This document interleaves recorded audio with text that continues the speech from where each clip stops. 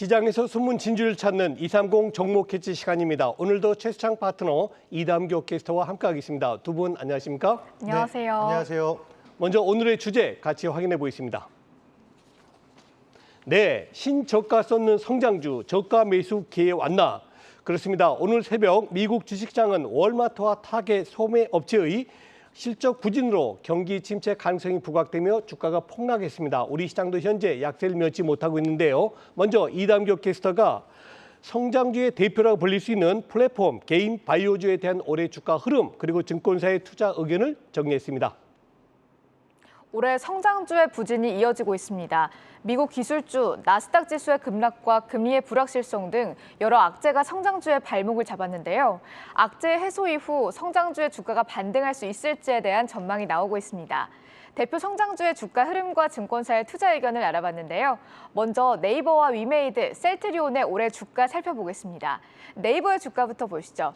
네이버는 1월에 37만 9천 원에서 시작했습니다. 이후 하락세를 이어갔는데요. 3월엔 34만 500원까지 하락했고 전일엔 27만 6,500원에 마감했습니다. 특히 4월부터 큰 폭으로 하락했는데요. 올 초와 비교하면 현재 네이버의 주가는 27%가량 떨어진 상태입니다. 셀트리온의 주가 흐름도 보겠습니다. 1월에는 19만 8,500원으로 시작했습니다. 전일엔 14만 2,500원에 마감했는데요. 셀트리온은 주가 안정을 위해서 올해에만 3번의 자사주를 매입했습니다. 이번 달엔 50만 주, 총 712억 원가량의 금액인데요. 하지만 셀트리온의 주가는 여전히 하락을 면치 못하고 있습니다. 위메이드의 주가도 보시죠. 1월엔 18만 3천 원이었던 주가가 3월엔 10만 3,500원까지 떨어집니다. 전일에는 6만 7,300원에 마감했는데요. 1월에 비해서 무려 63%나 주가가 하락한 겁니다. 위메이드는 1분기 어닝 쇼크를 기록했고 위믹스 코인도 하락하면서 주가 부진을 겪고 있습니다. 이렇게 세 가지 대표 성장주의 주가 모두 부진을 이어가고 있는데요. 성장주에 대한 증권사의 투자 의견은 어떤지 같이 보시죠. 먼저 유진투자증권의 의견입니다. 유진투자증권은 곧 성장주 부진이 진정될 시점이 올 것이라고 전망했습니다. 지금부터 성장주에 관심을 가져야 한다고 설명했는데요. 성장주의 부진은 금리의 방향성과 관련이 높다고 밝혔습니다. 그러면서 금리 상승세가 유효하긴 하지만 긴축에 대한 불확실성이 해소될 것이라는 의견을 제시했습니다. 관심주로 NC소프트를 꼽았는데요. 리니지를 중심으로 1분기 호실적을 기록했다면서 신작 출시로 성장세가 지속될 것이라고 전망했습니다. 다음은 삼성증권의 의견도 보시죠. 삼성증권은 현재 주식 비중을 늘려야 할 시기이며 실적 중심으로 종목을 선별해야 한다고 설명했습니다. 특히 바이오 업종의 낙폭이 과도한 상황이고 현재 선별적 투자가 가능한 시점이라고 밝혔는데요. 관심주로 바이오 업종인 SK바이오팜을 제시했습니다. 현재 미국 시장에서 동사의 뇌전증 치료제 점유율이 꾸준히 성장하고 있다고 밝혔는데요. 경쟁사의 특허 만료로 인해서 반사 효과를 보고 있다고 설명했습니다. 지금까지 성장주의 주가 흐름과 증권사 투자 의견 알아봤습니다. 네, 이담교 캐스터 감사합니다. 자, 최수창 파트너님. 네. 방금 전에 보셨지만 1분기에서 어닝 쇼크를 낸 기업의 절반 이상이 성장주였습니다. 네. 그래서 주가도 뭐 상당히 안 좋았는데 어떻게 2분기 실적도 기대치를 낮춰야 될까요? 일단 실적 자체에 있어서는 기대치를 많이 낮춰야 되지 않을까 싶습니다. 우선 이 성장주들에 대해서 좀 흐름을 보면 작년에 또 이 성장주들이 지금까지 1, 2년 사이에 강하게 올라왔던 것들을 뭐 섹터를 보면 게임주죠. 그다음에 바이오였죠. 그리고 IT 플랫폼인데 다 모멘텀의 이유가 있었습니다. 우선적으로는 IT 플랫폼 업체들은 이커머스 쪽에서의 실적 성장, 전자상거래 증가, 비대면사에서 수혜가 됐던 거고 또 게임도 마찬가지로 네. 비대면사에서 게임 시간이 더 증가한 상황이었고 또 게임은 거기에다가 메타버스라든가 NFT가 묶여버렸잖아요. 그리고 또 하나 바이오는 코로나로 인해서 코로나 신약 또는 코로나 백신 이거 개발해야 된다는 기대감으로 다 올라왔던 상승 모멘텀들인데 이들 종목의 특징이 하나 있습니다. 바로 상승의 촉매제가 되는 모멘텀의 키워드들이 있는데 실질적으로 실적이 반영되고 있는 상황들은 아니었거든요. 코로나는 뭐 다들 아시다시피 국내 기업들 백신이라든가 신약이라든가 네. 특히 신약 개발한다고 하는데 성공한 기업이 있습니다. 별로 없죠. 네, 없습니다. 그다음에 메타버스나 NFT도 여러분들 실체적으로 그게 어떤 사업 구조로 비즈니스 모델로 수익을 창출하는지에 대해서 정확하게 이해도가 없이 기대감 가지고 올라왔습니다. 네. 단 하나 IT 플랫폼에서의 이커머스 쪽은 실적이 반영이 나온 건 맞죠. 그렇죠. 예. 그 섹터 외에는 다른 종목들의 섹터는 약간 부동산하고 비슷하다고 보시면 좋을 것 같아요. 부동산도 어디 허벌판 땅에 워낙 갑자기 어디 신도시 개발한다더라 얘기가 슬슬 나오면 아무것도 구획 결정된 건 없습니다만 예. 그 현지의 땅값이 올라가잖아요. 그렇죠. 그리고 또 지연되고 몇 년 있다가 뭐 세종시처럼 행정도시가 가네 안 가네 얘기 나오다가 또 한번 침체기가 오고 다시 오고처럼 네. 이번에 이 성장주 국내에서 작년 한 해 뜨겁게 달궜던 성장주들은 네. 실적을 기대할 수 없었던 섹터의 키워드만 가지고 상승했던 거기 때문에 네. 2분기에도 사실 실적의 모멘텀은 크게 기대치를 가질 필요는 없다. 단 하나 지금 현 시점에서 기술적 낙폭과대에 따라서 차트 잠깐 잡아주시면 좋겠는데요. 제 차트를 한번 잡아주신다면, 예, 자, 제 얼굴 쌤이 나오는데 제 차트를 한번 잡아주시면 지금 카카오도 2021년도까지 연시가까지 올라갔던 걸 한 번에 다 뺐거든요. 그 다음에 네이버도 마찬가지고요. 2021년도 올랐던 거 다 뺐고, 그다음 위메이드도 보시면 위메이드도 작년에 그 NFT라든가 메타 그렇죠. 올라가면서 지금 장대거량 터졌던 양봉의 시가 자리까지 빼줬고, 예. NC소프트도 마찬가지입니다. NC소프트는 무려 2018년도 연시가까지 내렸거든요. 그러니까 낙폭과대에 따른 기술적 반등은 2분기에 나타날 가능성이 있는데 네. 이것을 실적으로 찾기는 좀 어렵지 않겠느냐 이렇게 좀 보여집니다. 네. 자, 이제 제약바이오에 대해서 한번 여쭤보겠습니다. 제약바이오 분명히 매출도 증가하고 괄목할 성장 보였습니다. 그럼에도 불구하고 대부분 기업이 그런 게 아니고 굉장히 희비가 엇갈렸어요. 네. 영업이익이 안 나는 기업도 있고 그런데 제약바이오에 대한 투자 전략 부탁드립니다. 제약바이오는 주목할 포인트. 그동안 우리나라 제약회사들이 올라갔던 모멘텀은 두 가지입니다. 하나는 임상 2상 단계의 순항이 나더라. 네. 3상 진입 또는 FDA 과거에 신청.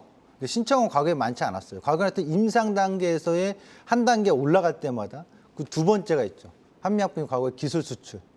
그래서 기술 이전에 대한 계약 소식이 나오면서 이 두 가지 모멘텀으로 올라왔거든요. 그랬죠. 그러다가 코로나 때문에 한번 쫙 올라갔을 때 코로나는 묻지마가 됐거든요. 네. 그러면 이제 제약바이오주에서 영원히 끝난 성장주냐? 그렇지 않습니다. 왜냐하면 제약바이오라는 자체가 특히 바이오는 신약 개발이잖아요. 그러니까 계속 새로운 신규 파이프라인이 있으면서 그 기대감 갖고 꿀 먹고 올라가는 거기 때문에 이제 앞으로 바이오주들에 있어서는 저는 이런 키워드가 주목이 될 거라고 봐요. 첫 번째, 신약 허가 신청.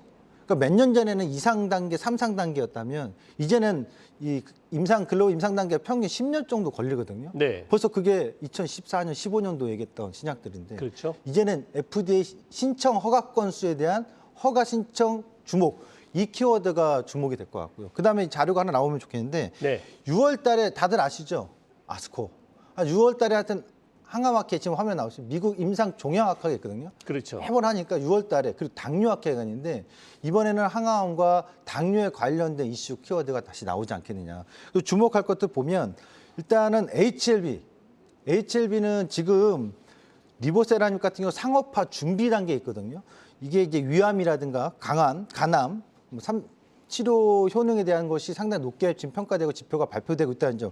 그리고 선양 낭성암이라고 해가지고요. 이게 침샘의 악성 종양의 일부인데 예. 이게 전 세계 치료제가 없어요. 오. 이 부분에 있어서도 상당히 괄목할 만한 유효성 지표가 지금 임상 3상 단계에서 종료가 됐기 때문에 네. FDA의 허가 신청을 준비하고 있다. 그리고 상업화 단계까지. 예. 요거 이제 키워드가 되면서 다음 달에 학회에서 주목될 내용들이 될 것 같고 또 하나는 한미약품은 9월 달에 FDA 11월 달에 또 FDA 신청권이 있죠. 롤론티스하고 그다음 포지오티닙. 그리고 하반기에 유한양행의 레이저티닙같이 비소세포 폐암까지 줄줄이 임상 3상 이상이 아니라 중요한 단계인 허가 단계 이벤트들이 많기 때문에 예. 주목할 제약바이오가 다시 한번 될 시점이다. 그러니까 코로나 때문에는 코로나로 사라졌다면 이제 지금부터 하반기에는 이런 키워드로 인해서 바이오가 다시 한번 성장 기대감을 갖지 않겠느냐라고 보여집니다. 네, 저도 오늘 방송에서 공부를 좀 했는데요. 방금 우리 파트너님 말씀하셨지만은 임상 1단계가 3년 걸리고요. 2단계가 3년 걸린답니다. 마지막 임상 3단계가 4년 걸린답니다. 다시 말해서 우리가 1상, 2상 들어갔다 해서 바로 신약이 되는 게 아니고 최소한도 7, 8년의 기간을 거쳐야 된다는 말씀을 다시 한번 드리겠습니다. 자, 그럼에도 불구하고 우리 성장주에 대한 기대감은 굉장히 큽니다. 네. 주가가 워낙 많이 하락했기 때문에 지금은 저가 매수 나서도 되지 않느냐 이런 의견도 있는데 이 부분은 어떻게 보십니까? 참 어려운 질문인데요. 네.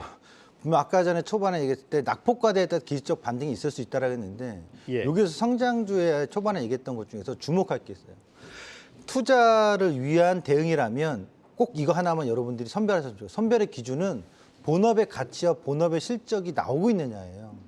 그러니까 NFT라든가 이런 건 본업에 대한 실적 가치가 안 나오고 있는 거였거든요. 네. 그럼 게임주 같은 경우는 실적이 사실상 기존의 히트작, 신작 게임이 계속 흥행을 하면서 매출이 나오고 있는 상황에서의 어떤 새로운 모멘텀이 있다면 충분히 저는 저가 매수 해볼 수 있다고 봅니다. 예. 하지만 그런 모멘텀 없이 그냥 이벤트성 또는 코로나처럼 신작 개발이라고 하는 가능성만 갖고서 낙폭과대 저가를 잡는 것은 굉장히 위험할 수 있다. 그래서 저는 이 시점에서 성장주 구별을 해드리면 제가 보는 관점에서는 이커머스 쪽과 IT 플랫폼 기업들은 보유하고 싶은 대부분 다 네이버랑 카카오잖아요. 그렇죠. 이 기업에 대해서는 좀 본인의 매수 가격을 잠시 내려놓고 지금 시점에 저가 매수를 나서는 것, 신규라 또 추가 매수를 나서는 것은 저는 크게 반대하지 않겠습니다. 다만 이들 종목이 다시 작년과 재작년처럼 고속 성장에 따른 주도 상승을 하는 것은 기대치를 낮춰야 되겠다. 그래서 전략적으로 본업 사업이 탄탄하면서 새로운 신성장 동력에 대한 키워드가 붙을 때 이들 기업들을 저가 매수하는 것은 유효하다. 이렇게 네. 보시면 좋겠습니다. 네, 그렇군요. 자, 이제 오늘 캐치한 종목 어떤 종목인지 화면을 통해서 같이 보시겠습니다. 코인테크, 네, 2차 전지 관련주죠. 코인테크. 네. 자, 한번 진단 부탁드립니다. 그러니까 선장 동력, 성장주하면 2차 전지도 성장주입니다. 그렇죠. 분명. 네. 근데 2차 전지 같은 경우가 바로 본업에 충실하면서 본업 자체가 뭐 잠시 뭐 중거리거나 노이즈가 있을 수 있으나 예. 앞으로 5년이든 10년이든 제 반도체 산업처럼 국내에서 큰 품목의 수출 품목의 산업이 될 거라는 건 누구나 예상할 수 있는 거잖아요. 네. 그중에 하나 이제 코인테크인데 코인테크는 국내에서 아주 주목할 그 자동화 설비 시스템 회사예요. 그러니까 2차 전지가 반도체처럼 공정이 반도체도 8대 공정이 있듯이 2차 전지도 공정이 있는데 뭐 도포 공정, 전 공정을 보면 도포 공정, 혼합 공정, 코팅, 그다음에 압연, 절단.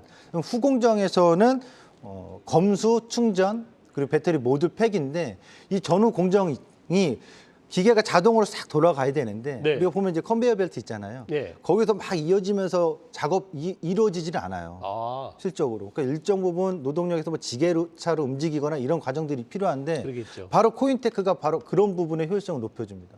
전 공정, 전후 공정을 모두 자동화하는 자동화 설비 시스템을 갖추고 있는데 네. 이 부분에 있어서 결국 2차 전지 배터리 업체들이 계속 설비 투자를 공격적으로 얘기하고 최근에 현대차에서도 얘기 나왔지 않습니까? 21조 예. 얘기 나왔듯이 이런 투자 설비가 나오면 코인테크에는 수주가 늘어날 수밖에 없다. 그러면 네. 이거는 기본에 충실하면서 성장성도 부각될 수 있는 상황이다. 이렇게 좀 보시면 되겠고 한 가지 더 코인테크 내용을 보면 최근에 3원계 말고 LFP 중국에서 하는 배터리 방식 이게 좀 주목되고 있지 않습니까? 네. 국내에서 유일하게 지금 현재 생산하고 있는 기업이 있는데 탑멀티어라고 이 회사의 지분 50%를 갖고 있는 게 코인테크입니다. 아. 그리고 또 그 LFP에 대해서는 현대차 그룹, 현대오비스가 관련돼서 그 사업에 대해서 주목하고 있고 그쪽에 설비 투자에 대한 계획을 좀 알려주고 있기 때문에 코인테크는 앞으로 지속적으로 2차 전지에 있어서 뭐 장비 업체도 뭐 PNT도 있고 많이 있습니다만 유독 더 관심을 가져야 될 기업이다 이렇게 좀 말씀드리겠습니다. 네, 그렇군요. 지금까지 최수창 원업 파트너였습니다. 말씀 감사합니다. 네, 감사합니다.